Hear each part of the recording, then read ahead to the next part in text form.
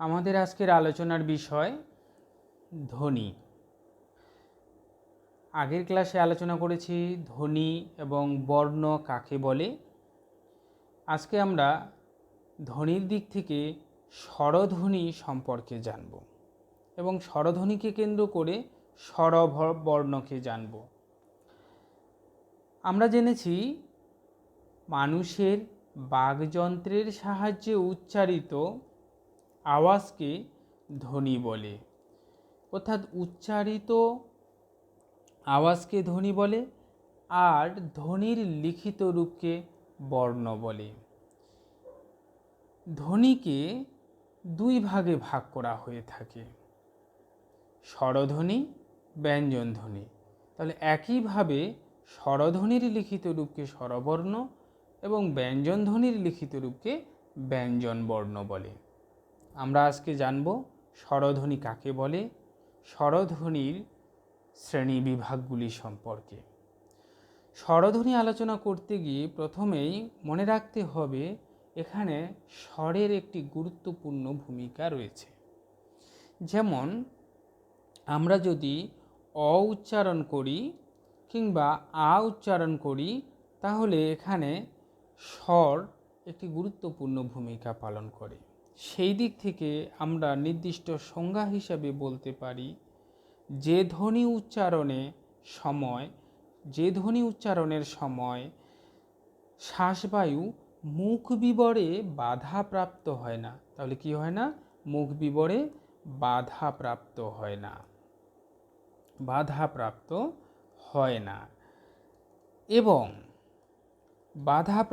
না এবং স্বয়ংসম্পূর্ণভাবে উচ্চারিত হয়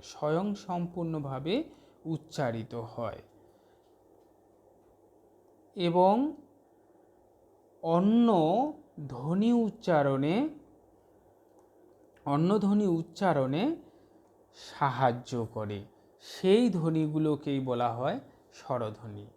তাহলে গুছিয়ে বলতে গেলে বলতে হবে যে ধ্বনি উচ্চারণের সময় শ্বাসবায়ু মুখ বিবরে বাধাপ্রাপ্ত না হয়ে স্বয়ংসম্পূর্ণভাবে উচ্চারিত হয় এবং অন্য ধ্বনি উচ্চারণে সাহায্য করে, সেই ধ্বনিগুলোকেই স্বরধ্বনি বলে। বাংলা ভাষায় এই রকম স্বরধ্বনি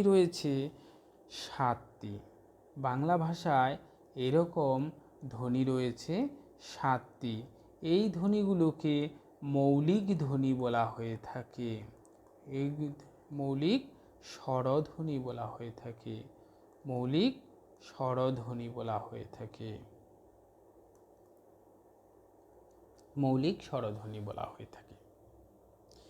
মৌলিক স্বরধ্বনিগুলি কি কি? অ, আ, হ্রস্বই, হ্রস্বউ, এ, ও, এ। অ, আ, হ্রস্বই, হ্রস্বউ, এ, ও, এ। এই 7টি স্বরধ্বনিকে মৌলিক স্বরধ্বনি বলা হয়ে থাকে।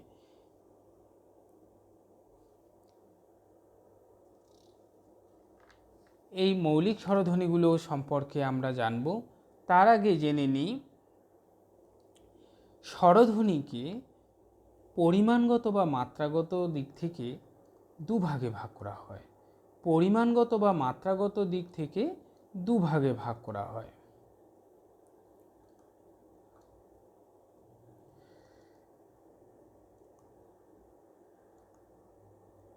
দুভাগে ভাগ করা যায়। প্রথম ভাগটি হলো হ্রস্ব স্বর।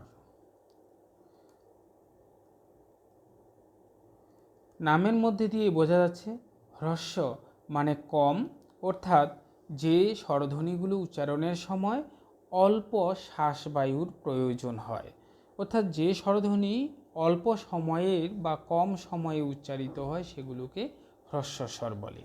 যেমন আমরা উদাহরণ হিসাবে বলতে পারি অ, হ্রস্বই, হ্রস্বউ। এগুলো উচ্চারণের সময় অল্প সময় বা শ্বাসবায়ুর প্রয়োজন হয়। অন্যদিকে দীর্ঘ স্বর একেবারে নামের মধ্যে দিয়ে বোঝা যাচ্ছে, তাহলে এখানে বেশি দীর্ঘ উচ্চারণের সময় শ্বাসবায়ুর প্রয়োজন হয়। যেমন অয়ের পরিবর্তে এখানে আ, অর্থাৎ অ যতটুকু উচ্চারণ করতে সময় লাগে তার থেকে বেশি উচ্চারণের সময় লাগে আ। অন্যদিকে হ্রস্বইয়ের পরে রয়েছে দীর্ঘ ই। হ্রস্বই উচ্চারণে যেরকম শ্বাসবায়ুর প্রয়োজন হয় তার থেকে বেশি পরিমাণে শ্বাসবায়ুর প্রয়োজন হয় দীর্ঘ ইতে। অন্যদিকে দীর্ঘ উ, এই সব স্বরধ্বনিগুলো উচ্চারণের সময় সবচেয়ে বেশি শ্বাসবায়ুর প্রয়োজন হয় বলে এগুলোকে দীর্ঘ স্বর বলা হয়ে থাকে।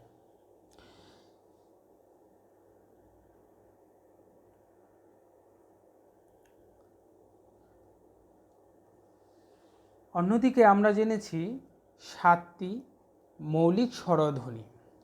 7টি মৌলিক স্বরধ্বনিকে আমরা একটি ছকের মাধ্যমে খুব সুন্দরভাবে আমাদের স্বরধ্বনিগুলোর নামকরণগুলোকে জেনে নেব। খুব সহজে সেগুলো মনে থাকবে।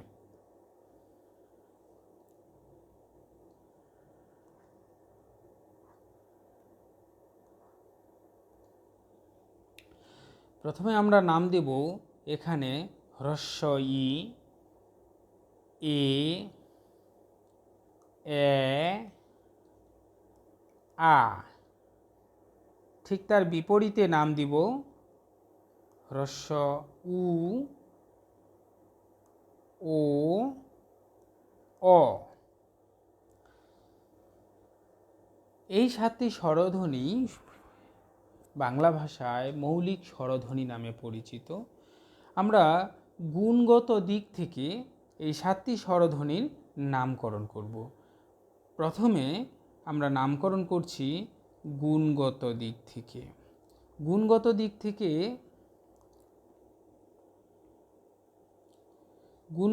থেকে এখানে সম্মুখ স্বরধ্বনি হবে, অর্থাৎ এদিকে ই, এ, এই 3টি স্বরধ্বনিকে সম্মুখ স্বরধ্বনি বলছে। অপরদিকে উ, ও, অ এগুলোকে একসঙ্গে পশ্চাৎ স্বরধ্বনি বলে, অর্থাৎ উ, ও, অ এই 3টিকে একই সঙ্গে পশ্চাৎ স্বরধ্বনি বলছে। শেষের দিকে যে আ রয়েছে, গুণগত দিক থেকে এটি কেন্দ্রীয় স্বরধ্বনি নামে পরিচিত, বা কখনো কখনো একে প্রাদেশিক বলা হয়ে থাকে। যেহেতু ই এবং উ সবার উচ্চে অবস্থিত, তাই এটিকে উচ্চ স্বরধ্বনিও বলা হয়ে থাকে।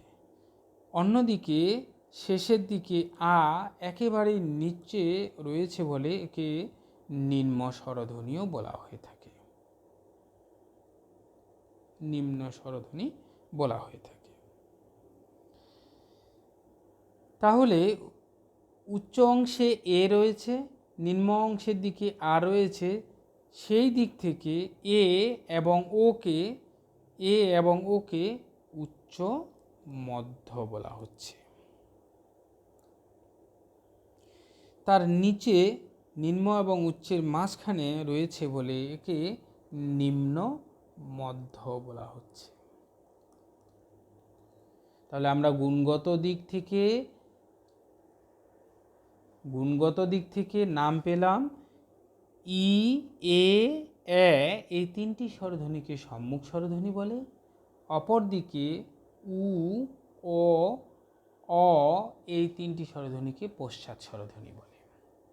এবং একইভাবে উচ্চ ই এবং উকে একই সঙ্গে উচ্চ স্বরধ্বনি বলে।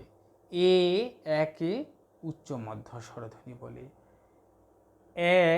আর অকে নিম্ন মধ্য স্বরধ্বনি বলে, এবং আকে নিম্ন এবং কেন্দ্রীয় বা প্রাদেশিক স্বরধ্বনি বলা হয়ে থাকে। গুণগত দিক থেকে এই মৌলিক স্বরধ্বনিকে বিভাজিত করা হয়েছে। অন্যদিকে আমরা যদি মুখ বিবরের ভিতরে শূন্যস্থানের পরিমাপ অনুসারে শ্রেণী করি, অর্থাৎ স্থানের দিক থেকে শ্রেণী বিভাগ করি, স্থানের দিক থেকে শ্রেণী বিভাগ করলে আমরা পাব আরও কয়েকটি নাম, যেরকম ই এবং উ। ই এবং উ একে স্থানের দিক থেকে অর্থাৎ শূন্য স্থানের পরিমাপ অনুসারে বিভাজিত করলে নামকরণ হবে সংবৃত স্বরধ্বনি। সংবৃত স্বরধ্বনি অর্থাৎ এখানে ই এবং উ যেমন উচ্চ স্বরধ্বনি, ঠিক তেমনি ই এবং উ সংবৃত স্বরধ্বনিও। অন্যদিকে একেবারে শেষের দিকে যদি আমরা ধরি নিম্ন স্বরধ্বনি আকে, স্থানের দিক থেকে একে বিবৃত স্বরধ্বনি বলে। অর্থাৎ আ উচ্চারণের সময় মুখ বিবর সম্পূর্ণভাবে বিবৃত হয়, খুলে যায়। আ যত দূর পর্যন্ত একেবারে ফাঁকা করে উচ্চারণ করা হয়, এই কারণে একে বিবৃত স্বরধ্বনি বলা হচ্ছে। অন্যদিকে এ এবং ও উচ্চারণের সময় জিভ ও নিচের চেওয়ালের দ্বারা 2/3 অর্থাৎ কিছুটা ভরে থাকে, কিছুটা খুলে থাকে। এই এ এবং ও স্বরধ্বনিকে অর্ধ সংবৃত স্বরধ্বনি বলে। অর্ধ সংবৃত স্বরধ্বনি বলে, অর্থাৎ কিছুটা 2/3 মতো খুলছে, কিছুটা বন্ধ হয়ে থাকছে। এই বৈশিষ্ট্যের জন্য তা এ এবং ওকে অর্ধ সংবৃত স্বরধ্বনি বলে। অন্যদিকে এ এবং ও এই স্বরধ্বনিগুলোকে অর্ধ বিবৃত স্বরধ্বনি বলে। অর্থাৎ আ স্বরধ্বনির থেকে কিছুটা কম বিবৃত হয়, কিছুটা কম বিবৃত হয় বলে একে অর্ধ বিবৃত বলা হয়ে থাকে। তাহলে আমরা স্থানের অর্থাৎ শূন্য স্থানের পরিমাপ অনুসারে স্বরধ্বনিগুলোকে আরও কয়েকটি ভাগে বিভক্ত করতে পারলাম: সংবৃত, অর্ধ সংবৃত, অর্ধ বিবৃত, বিবৃত। অন্যদিকে ওষ্ঠের আকৃতি অনুসারে যদি শ্রেণী করি, ওষ্ঠের আকৃতি অনুসারে শ্রেণী করলে আমরা পাব ওষ্ঠের আকৃতি অনুসারে আরও কয়েকটি ভাগে ভাগ করা হয়। যেমন এখানে ই, এ, এই তিনটি স্বরধ্বনিকে একই সঙ্গে এখানে প্রসারিত বলা হবে। প্রসারিত স্বরধ্বনি বলা হয়। ই, এ, কে একই সঙ্গে যেমন সম্মুখ স্বরধ্বনি বলে, তেমনি এখানে ই, এ, উচ্চারণের সময় ওষ্ঠ দুটি কিছুটা প্রসারিত হয়ে যায় বলে একে প্রসারিত স্বরধ্বনি বলা হয়। তারই বিপরীতে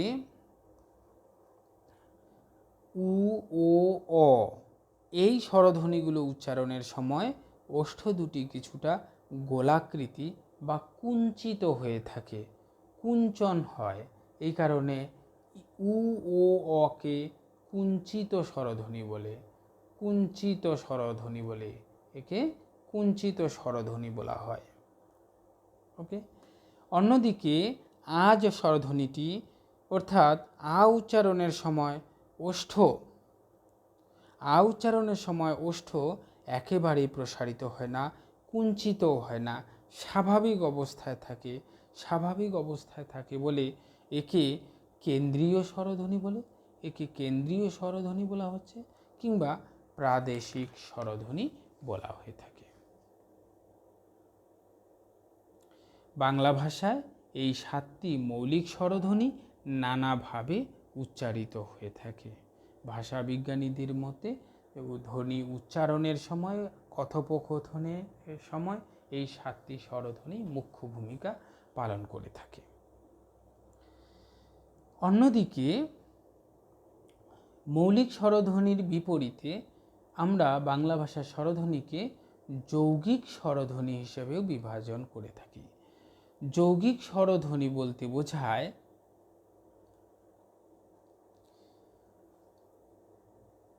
ওই এবং ঔ স্বরধ্বনি দুটিকে।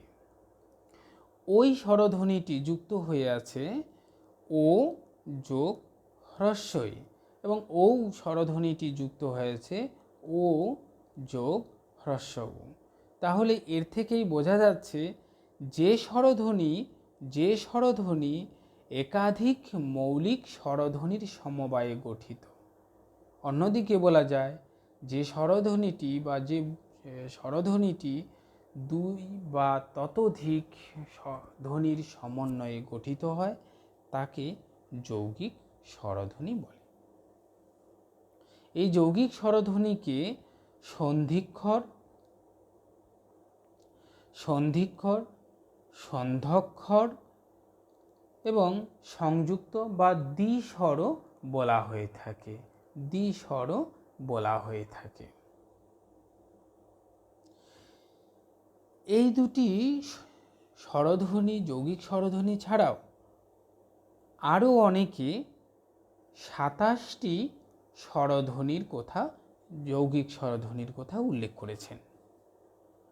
তার মধ্যে দু একটি বলা যেতে পারে, যেমন অয়, যেমন অই, যেমন আই। এই যে স্বরধ্বনিগুলো রয়েছে এখানে অ যোগ অয়, অ যোগ হ্রস্বই, এইভাবে ধ্বনিগুলো যুক্ত হয়ে আছে। এই দুই বা ততোধিক স্বরধ্বনির সমবায়ে গঠিত হয়েছে বলে এগুলোকে যৌগিক স্বরধ্বনি বা সন্ধিক্ষর বা সন্ধক্ষর বলা হয়ে থাকে। অপর আরেকটি স্বরধ্বনির শ্রেণী হল প্লুত স্বর।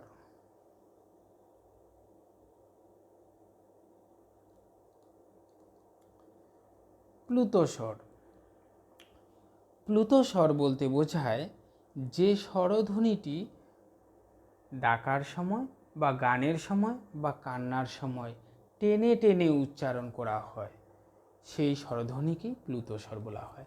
যেমন আমি যদি কাউকে ডাকি, সাপোজ যদুকে ডাকলাম, এখান থেকে অনেক দূরে পর্যন্ত আওয়াজ দিয়ে, তখন যদুকে ডাকার সময় উচ্চারণ করি যদু হে,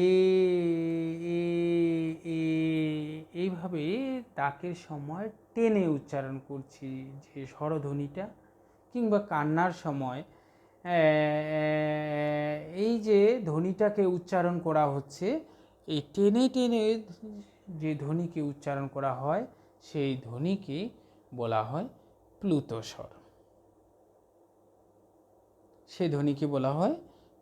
স্বর।